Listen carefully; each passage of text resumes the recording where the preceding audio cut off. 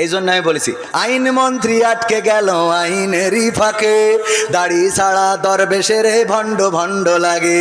শুনছি কত নেতা নেত্রী খাইতেছে ভাই ডান্ডা, বিচারপতি কালামানিকের ফাটিয়েছে আন্ডা। পলকের ঝলক গেল, পলকের ঝলক গেল থামিয়ে নেটের চাকা, তাদের ছাড়া দেশটা এখন লাগে ফাঁকা ফাঁকা, ওদের ছাড়া দেশটা এখন লাগে ফাঁকা ফাঁকা। কই গেল সেই সংসদেতে মমতাজের গান, কোথায় গেল হজরত বলা স্বামী ওসমান? খেলা হবে, আসো খেলবো, মনে আছে আপনাদের? কই গেল সেই সংসদেতে মমতাজের গান, কোথায় গেল হজরত বলা স্বামী ওসমান? ইনু মেনন দীপু মনি আছে কারাগারে, বাপ করিলেও পাপ কখনো ছাড়ে কি আর তারে।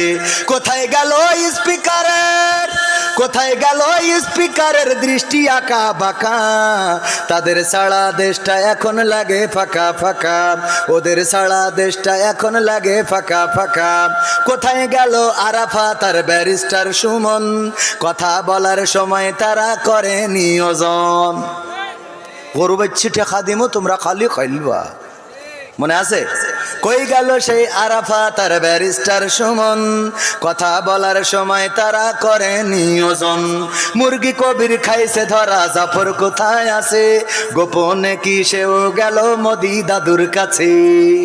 কোথায় গেল এ সালামের, কোথায় গেল এ সালামের কাড়ি কাড়ি টাকা, তাদের ছাড়া দেশটা এখন লাগে ফাঁকা ফাঁকা, ওদের ছাড়া দেশটা এখন লাগে ফাঁকা। লাগে তো? কেন ফাঁকা ফাঁকা লাগে? কারণ হলো আমি বললাম আগে টেলিভিশন খুললেই কত কথা শোনা যেত, স্মার্ট বাংলাদেশ বলতে যেয়ে পড়িয়ে যেত, পাওয়া যেত না, যেত না। আবার আমাদের কুমড়ো দিয়ে বেগুনি ভাজি শিখালো, আমাদের কাঁঠাল দিয়ে বার্গার খাওয়া শিখাইলো, আমাদের কাঁচামরিচ কেমন করে শুকায়ে ফ্রিজে রাখতে হয়, বর্ষাকালে আবার পানিতে ছেড়ে দিলে জ্যান্ত হয়ে খাবি খাই, সেটাও শিখাইলো কত কায়দা করে করে। আবার আমাদের বলল এই ব্লাউজ কে দিয়েছে, ঠিক না বেঠি? এই মোবাইল কে দিয়েছে? আব্বা মালয়েশিয়াতে কত কষ্ট করে, মাথার ঘাম পায়ে ফেলে, প্রতিদিন পরিশ্রম করে, কাক ডাকা ভোরে সকালবেলা উঠে কাজে চলে যায়, কর্ম করে, সন্ধ্যাবেলা ঘরে ফেরে, তারপরে আবার নিজে কুটাবাটা করে, রান্না বান্না করে। প্রবাসীদের কষ্ট আছে না নাই? আমার প্রবাসীদের কষ্ট কেহ বুঝলো না, আমার প্রবাসীদের দুঃখ কেহ খুঁজলো না। প্রবাসীদের দুঃখ বোঝে এমন আছে কয়জনা, আমার প্রবাসীদের দুঃখ কেহ বুঝলো না, আমার প্রবাসীদের কষ্ট কেহ খুঁজলো না। প্রবাস মানে স্বপ্ন বুকে সাগর পাড়ি দেয়া, প্রবাস মানে নদীর মাঝে পাল ছেড়া এক খেয়া, প্রবাস মানে কষ্টে থেকেও মুখে বলা ভালো, প্রবাস মানে সুখের চাবি আলে আরি আলো, প্রবাস মানে স্বপ্ন বুকে সাগর পাড়ি দেয়া, প্রবাস মানে নদীর মাঝে পাল ছেড়া এক খেয়া, প্রবাস মানে কষ্টে থেকেও মুখে বলা ভালো, প্রবাস মানে সুখের চাবি আলে আরি আলো। আমার প্রবাসীদের বুকের ব্যথা কেউ কোনোদিন শুনলো না, আমার প্রবাসীদের দুঃখ কেহ বুঝলো না, আমার প্রবাসীদের কষ্ট কেহ খুঁজলো না। প্রবাস মানে বুকের মাঝে তপ্ত বালু ঝড়, প্রবাস মানে আপন জনা সব করে দেয় পর, প্রবাস মানে দিন কি বারাত কাজ করিতে হয়, প্রবাস মানে সুখে আছি মিছে অভিনয়, ঠিক না বে ঠিক? প্রবাসে ছিলেন কেউ, আছেন একজনও? ada orang dulu Malaysia, ada orang nggak? Malaysia mi orang ada? Ada lah, ini orang ada depan. Baguslah, berapa tahun duduk sana? 4 tahun, alhamdulillah। 5-4 বছর উনি মালয়েশিয়ায় ছিল। তো মালয়েশিয়ার অনেকেই তো যে কথাগুলো বলছি এটা প্রবাসীদের সাথে মিল আছে না নাই? প্রবাস মানে বুকের মাঝে তপ্ত বালু ঝড়, প্রবাস মানে আপন জনা সব করে দেয় পর, প্রবাস মানে দিন কি বারাত কাজ করিতে হয়, প্রবাস মানে সুখে আছি মিছে অভিনয়। প্রবাসীদের মনের কথা কেউ কোনোদিন শুনলো না, আমার প্রবাসীদের কষ্ট কেহ বুঝলো না, আমার প্রবাসীদের দুঃখ কেহ খুঁজলো না। প্রবাস মানে কারো আবার বন বাদারে ঘর, প্রবাস মানে পুলিশের ভয় বুক কাঁপে থর থর, প্রবাস মানে জীবন যুদ্ধে লড়ে যাওয়া সেনা, প্রবাসীরা মোমের বাতি সে তো সবার জানা। প্রবাস মানে কারো আবার বন বাদারে ঘর, প্রবাস মানে পুলিশের ভয় বুক কাঁপে থর থর, প্রবাস মানে জীবন যুদ্ধে লড়ে যাওয়া সেনা, প্রবাসীরা মোমের বাতি সে তো সবার জানা। সবার দুঃখ যাই ঘুচে যাই প্রবাসীদের ঘুষলো না, আমার প্রবাসীদের দুঃখ কেহ বুঝলো না, আমার প্রবাসীদের কষ্ট কেহ খুঁজলো না। ঠিক না বেঠে? এই প্রবাসে কত কষ্ট করে, দিন রাত পরিশ্রম করে, ওভার ডিউটি করার জন্যে, পার্ট টাইম করার জন্যে রাত জেগে পরিশ্রম করে। সন্তান ফোন করেছে, বাবা আমার একটা ফোন দিতে হবে। কেন? তা না হইলে তো লেখাপড়া হয় না। কেন? লেখাপড়া করার জন্য ফোন কেন লাগে? ওটাও কি একটা সাবজেক্ট নাকি? কথা কয় না। এখন ফোন লেখাপড়া করার জন্য লাগে না? লাগে না? আজকালকের ছেলেরা বই নিয়ে আর বসে না, ও বাবা গুগলে সার্চ করিয়া পড়ি। ওরে কালের মেয়েরা কোরআন হাদিস ধরে না, এখনকার মা বোনেরা এই আল কোরআন পড়ে না, ও আল্লাহ টিকটকে ভিডিও ওরা করে। কথা কয় না। এই ঠিক বললাম না বেঠিক? বসা মানুষ বাদ দেন, দাঁড়ানোরা বলেন ঠিক না বেঠিক? ওই কটা বলিনি, এই বলেন ঠিক না বেঠিক? ওই কটা লোক বলেন ঠিক না বেঠিক? হ্যাঁ, আপনারা দাঁড়ায় আছেন, তারপরেও তো আপনারা আমাদেরই লোক, ঠিক না? ওরাও আমাদের লোক, ঠিক না বেঠিক? আজকালকের ছেলেরা বই নিয়ে আর বসে না, ও বাবা গুগলে সার্চ করিয়া পড়ে। ওরে কালের মেয়েরা কোরআন হাদিস ধরে না, এখনকার মা বোনেরা কোরআন হাদিস পড়ে না, ও আল্লাহ টিকটকে ভিডিও ওরা করে। আজকালকের ছেলেরা বই নিয়ে আর বসে না, মোবাইলে সার্চ করিয়া পড়ে। আগের সময় প্রেম করিলে আব্দুল্লাহ আল মামুন ভাই বলতো পাইছো কি, এখন বলে শখ করিয়া বাবু তুমি খাইছো কি। বাবু বলে তো, বাবু তুমি খাইয়েছ? আরে বাবা দিলকে আছে না নাই?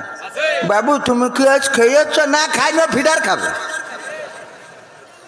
আগের সময় প্রেম করিলে বলতো লোকে পাইছো কি, এখন বলে শখ করিয়া বাবু তুমি খাইছো কি। লজ্জা শরম নাই, আইলাম কোন জামানাই, লজ্জা শরম নাই, আইলাম কোন জামানাই, ভবিষ্যৎ দেখি অন্ধকারে। আজকালকের ছেলেরা বই নিয়ে আর বসে না, ও বাবা গুগলে সার্চ করিয়া পড়ে। নতুন করে হয়েছে চালু এখন আবার কোন ট্রেন্ড, পরিচয় করাই দেখি এই আমার গার্লফ্রেন্ড। আগে পরিচয় করে তো আমার স্ত্রী, আমার ওয়াইফ, আর এখন পরিচয় করা এটা আমার গার্লফ্রেন্ড, জিএফ। আবার মেয়েরাও পরিচয় করায় না? করায় না? নতুন করে হয়েছে চালু এখন আবার কোন ট্রেন্ড, পরিচয় করাই দেখি এই আমার বয়ফ্রেন্ড। শরমের মাথা খাইয়া গেছে ওরা পাগল হইয়া, শরমের মাথা খাইয়া গেছে সব পাগল হইয়া, ভবিষ্যৎ দেখি অন্ধকারে। আজকালকের ছেলেরা বই নিয়ে আর বসে না, ও বাবা গুগলে সার্চ করিয়া পড়ি। ঠিক না বেঠিক? এই কথা কেন বললাম? বাবা বিদেশ থেকে সন্তানের পড়ার জন্যে কষ্ট করে মাথার ঘাম পায়ে ফেলে, তারপরে মাথার ঘাম পায়ে ফেলে টাকা উপার্জন করলো, তারপরে একটা মোবাইল সাথে করে নিয়ে আসছিল এয়ারপোর্টে, আবার আটকায়ে ওইটার জন্য ট্যাক্স নিল। নেয় না? নেয় না? নতুন ফোন নিয়ে যাচ্ছেন, ট্যাক্স দেন, ভ্যাট দেন, সেইগুলো দিয়ে ফোনটা এনে সন্তানের হাতে দিয়েছে। হঠাৎ করে টেলিভিশন খুলেছে, দেখে ওখানে বলতেছে এই মোবাইল কে দিয়েছে। তো বলতে তাহলে আমি এতদিন মালয়েশিয়ায় করলাম কি? saya apa buat sana? Saya apa buat? Sana buat kerja, lepas dapat duit beli handphone. Angka mai Bangladesh sekarang cakap ini mobile siapa bagi? মালাই যারা তারা বুঝেছে, ঠিক না? এই মোবাইল কে দিয়েছে? ওখানে কষ্ট করলো, দিন রাত পরিশ্রম করে আমার ভাই কষ্ট করে ফোন এনেছে, এখন ফোনের ক্রেডিট নিয়ে নেয়। নেয় না, নেয় না, কথা কয় না, নেয় না, নেয় না। ওগো আমার ভাই, হুজুর আসসালামু আলাইকুম, শুনলাম পরিমণির স্বামী মারা গেছে, প্রথম স্বামী, তার জন্য দোয়া করা যাবে কি? তোর এত মহব্বত কেন? হ্যাঁ, পরিমণির স্বামী মারা গেছে, তো এর দোয়া করা যাবে কি না? সহ্য না করে পারা যায়? আমার কাছে যত এরা আমার সাথে শয়তানি করে কিনা আমি জানি না, যে ইচ্ছা করে এই জাতীয় শয়তানি আমার কাছে প্রশ্ন দিয়েছে চাঁপাইনবাবগঞ্জে, হুজুর স্টার জলসা জি সিনেমা দেখা কি জায়েজ নাকি না জায়েজ? সহ্য না করে পারা যায়? আমি বললাম জায়েজ, 100% জায়েজ। শ্রোতারা বলছে হুজুর কিরাম হইলো? আমি বললাম জায়েজ, স্টার জলসা জি সিনেমা দেখা জায়েজ। আপনাদের কি মনে হয়? কি মনে হয়? না, হ্যাঁ বোঝেন নাই। আমি বললাম জায়েজ, স্টার জলসা জি সিনেমা দেখতে পারবে, কোনো অসুবিধা নাই, যদি তার নিয়ত থাকে আল্লাহ আমার দুনিয়ার জীবনের বিনিময়ে পরকালে জাহান্নামটা দিয়ে দিও। ঠিক না বেঠে? জাহান্নামের নিয়ত যদি থাকে, ওই স্টার জলসা জি সিনেমা দেখবে না, তা কি পিস টিভি দেখবে? ও নিয়তই তো জাহান্নামে যাবে, তা ওর কি দেখতে হবে? কথা কয় না। এই জন্য স্টার জলসা জি সিনেমা দেখা যায়। আর যদি কেউ মনে করে না দুনিয়ার জিন্দগির বিনিময়ে আল্লাহ যেন ক্ষমা করে দেন, আল্লাহ যেন মাফ করে দেন, তাইলে আমার মা বোনদের স্টার জলসা জি সিনেমা দেখা যাবে? দেখা যাবে না। ওগো আমার ভাইয়েরা, পরিমণির প্রথম স্বামী মারা গেছে, পেপার পত্রিকায় নিউজ দেখলাম।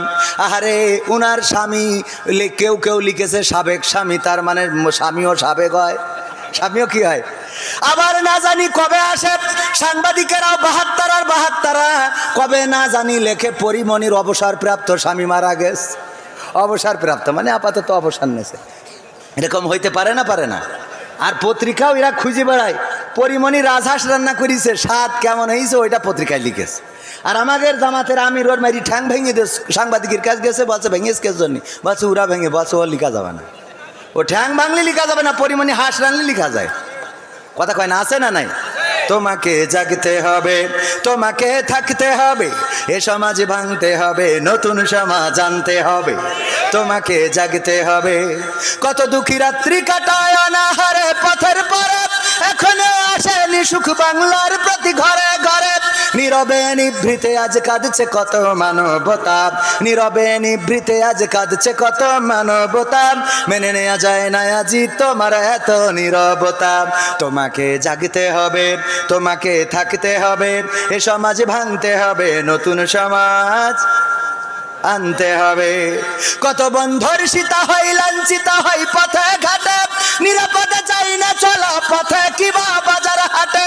রক্ষ কাজী ভক্ষক হয়ে চলছে কত সাধু বেশি, রক্ষ কাজী ভক্ষক হয়ে চলছে কত সাধু বেশে, তাই তো আসে না সুখ আমার সোনার বাংলাদেশি।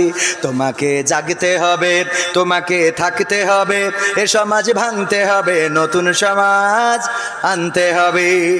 হলুদ মিডিয়ার প্রকোপে কত মানুষ মরছে ঢুকে, সত্য নিউজগুলো টাকার তলে চাপা থাকে।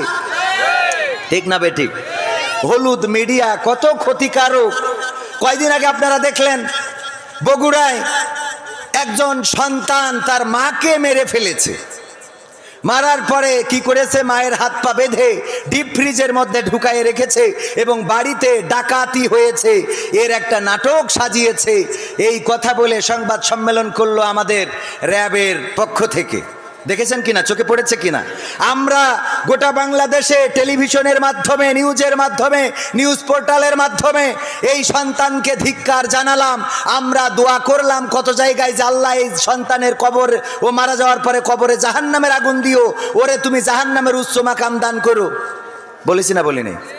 তবে ওই বঙ্গবন্ধুর পক্ষে যে দোয়া করলো ওর দোয়া না, কিন্তু বঙ্গবন্ধুর পক্ষে একজন দোয়া করতেছে, আল্লাহ তুমি বঙ্গবন্ধু জাহান্নামের উচ্চ মাকাম দান করো। কত বড় শয়তান! ওরা আবার আমলিগও করে। আমি কই ওগের না রেখে আমাদের রাখলে তো এত ক্ষতি হয় না, হয় বলেন? ও আমার ভাইরা, যেই লোকটি, যেই ছেলেটি এই মিডিয়ার কারণে সারা দেশে তার ফেসটা পরিচিত হয়ে গেল, মায়ের খুনি মাকে খুন করেছে, কত মানুষ গালি দিল, ধিক্কার জানালো, আহারে সন্তান নামের কুলাঙ্গার। তারা বলল প্রেমিকার জন্য টাকা চেয়ে পায় নাই, এই জন্যে মাকে পিছন থেকে যে জড়িয়ে ধরে জাপটে ধরে দম বন্ধ করে মেরে ফেলেছে। মেরে ফেলার পরে হাত বেঁধেছে, পা বেঁধেছে, ডিপ ফ্রিজের মধ্যে ঢুকিয়েছে। আমরা কত ধিক্কার জানালাম। 2 দিন পরে আবার সেই টেলিভিশনে উল্টো নিউজ আসলো, পুলিশ তদন্ত করে বলল না, এই সন্তান তার মাকে মারে নাই, বরং ওই বাড়ির ভাড়াটিয়া এবং কাজের লোকেরা মিলে তার মাকে মেরে ফ্রিজে রেখেছে। ওগো আমার ভাইয়েরা, দেখেন মিডিয়ায় একবার বানাইলো ছেলে খুনি, আর একবার বানাইলো বাড়িওয়ালা খুনি। এখন বলেন তাহলে আমরা কনে যাব? কথা কয় না। রাত সাদাকে কালো, কালোকে সাদা মিডিয়া বানাতে পারে না, পারে না। আবার আমার প্রশাসনের ভাইয়েরা, র্যাব পুলিশ 2 রকম বিবৃতি দিল। র্যাব দিল সন্তান খুনি, আর পুলিশ দিল যে না, বাড়ির কাজের লোক এবং ভাড়াটিয়া খুনি। আমি বললাম এত হুটোপাটা করে কেন সংবাদ সম্মেলন করলেন? আগে তদন্ত করার দরকার আছে না নাই? এখন কি সেই আগের দিন আছে নাকি যে আপনারা ধরিপ পরে বলি দেবেন এটা জামাত শিবিরের কাজ? কথা কয় না। আগের দিন কি এখন আছে? আগের দিন এখন আর নাই, আগের দিন এখন আর নাই। এখন তদন্ত করবেন। হুটোপাটা করলে, তাড়াহুড়া করলে তো ভুল হবে। কেমন ভুল হবে? মসজিদের ইমাম সাহেব তারাবি পড়ায় ইফতার করেছে, ইফতার করে বাড়ি যেয়ে একটু শুয়েছে, কাত হওয়ার কারণে ঘুম এসে গেছে। ঘুম থেকে উঠে দেখে তারাবি হওয়ার কথা 8টায়, কিন্তু 8:10 বেজে গেছে। হুজুরির ভয় আছে না নাই? 8:10 বেজে গেছে। মুসাল্লিরা আদর করবে, চুমা দেবে। মুসাল্লিদের তো ইমামের থেকে নামাজ পড়াতেই পারে না, কিন্তু রিয়াকশান বেশি। ইন্টারভিউ নেবে, মুখী ওর দাড়ি নেই, কিন্তু হুজুরির দাড়ি খাটো কেন? তাই ওর ইমামতি চলবে না। তো হুজুর তোর মুখী তো মোট দাড়ি নেই, ও যদি খাটো থেকেও না হয়, তো না থেকে হয় কি করে? কথা কয় না। তোর তো খাটো, ওর তো খাটো, আর তোর তো মোট নেই। তো ও যদি মানে মোটামুটি থেকেও যদি না হয়, তো না থেকে হবে কি করে? আমার সেটা বোঝা। আবার ইন্টারভিউ নাই, হুজুর তেলাওয়াত করেন দিন। তেলাওয়াত শুনে আরে বাবা ভাব হয়েছে। তা ওই ইয়েটা, ওই যে গোয়াইরিল মাক দুবি, ওই দুবির ওখানে একটু আর একটু ঠিক করে নেবেন। ওরে বাবা, এত ঠিক করে নিয়ে এইসব আল্লাহর ওলি আগে ডানে বাই পিছনে সামনে থাকতো। হুজুর খবরদার, এই কথা বলবেন না, এই কথা বলবেন না, ওই কথা বলবেন না। এক হুজুর ওয়াজ করতে যাই সব শেখ হাসিনার বিরুদ্ধে, বঙ্গবন্ধু দেশের উন্নয়নের বিরুদ্ধে কথা বলিয়েছে। এক নেতা ছিল, খেপি গেছে, হ্যাঁ হুজুর আপনি সব দেখি সব বিরুদ্ধে বলতেছেন। বলছে অসুবিধা নেই, মোনাজাতের সময় ঠিক করে দেবো না। তা বলছে তাও ভালো, মোনাজাতের সময় তাহলে একটু দোয়া করে দিয়েন। তো দোয়া করতেছে, রব্বানা আতিনা ফিদ দুনিয়া হাসিনা ওয়া ফিল আখিরাতি হাসিনা ওয়া কিনা আযাবান নার। আচ্ছা আল্লাহ, হুজুর বাংলা পদ্ধতি আরবিতে একদম নেত্রীর নাম ধরে দোয়া করলো। জবরের জবরের জায়গায় কি লাগাই দেস? জের। হাসানার জায়গায় হাসিনা করি দেস। বুদ্ধি আছে না নাই? আর উরা নাই ইন্টারভিউ যে হাসানা না হাসিনা, এইটাও বোঝে না। সে আবার কি নাই ইন্টারভিউ। ওগো আমার ভাইয়েরা, এই ইমাম নামাজ পড়ানোর জন্যে 10 মিনিট দেরি হয়ে গেছে। তাড়াতাড়ি করে ঘাড়ের পরে পাঞ্জাবি আড়াই নেড়ে দিয়েছিল। আড়া বোঝেন তো, আলনা বলেন, আড়া বলেন, যাই বলেন, ঘাড়ের উপরে দিয়ে মসজিদে চলে গেছে। তাড়াতাড়ি করে মসজিদের মুসাল্লিরা বলতেছে, হুজুর এত দেরি হলো কেন?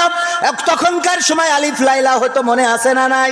বার ছিল শুক্রবার। হুজুর আলিফ লাইলা তো দেরি হয়ে যাবে গো হুজুর। কয় অসুবিধে নেই, আমি একটু টানাই দিবানে, আমার কাছে লাইন আছে না নাই, আমি একটু টানাই দিবানে।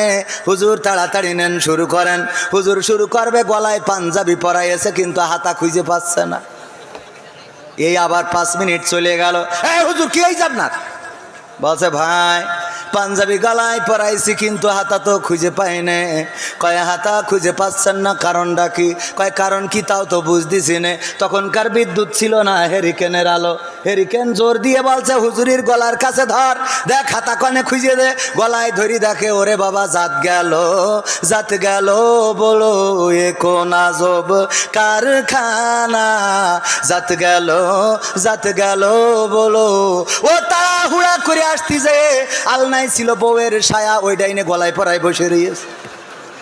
ওকে কিয়ামত পর্যন্ত আর হাতা খুঁজে আপনি বলেন পাওয়া যাবে? এই তাড়াহুড়া করা যাবে? তাড়াহুড়া করলে ক্ষতি আছে না নাই? তাড়াহুড়া করলে ক্ষতি। র্যাব দিল একরকম বিবৃতি, পুলিশ দিল আরেক রকম বিবৃতি।